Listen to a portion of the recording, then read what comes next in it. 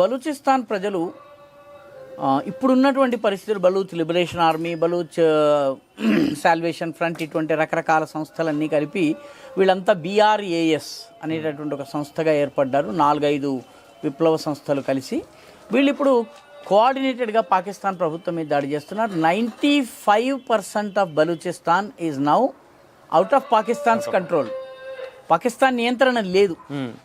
కాబట్టి అలాంటి పరిస్థితుల్లో బలూచిస్తాన్ ఈరోజు స్వతంత్రాన్ని ప్రకటించుకుంది. బలూచ్కి సంబంధించినటువంటి 2 నాయకులు యుఎన్కి వెళ్ళి యుఎన్ యొక్క కోడ్ ఏదైతే ఉందో దానిలో సెక్షన్ 50 ఆర్టికల్ 51 ఉంటుంది. దాని ప్రకారము మాకు సెల్ఫ్ డిటర్మినేషన్, స్వనిర్ణయాధికారం ఉంది, మేము స్వతంత్ర దేశము, మీరు మాకు ఐక్యరాజ్య సమితి ఆర్మీని పంపించి మా దేశం యొక్క సార్వభౌమత్వాన్ని కాపాడాలని చెప్పి అడిగారు. ఇప్పటి వరకు ఏ దేశము గుర్తించలేదు.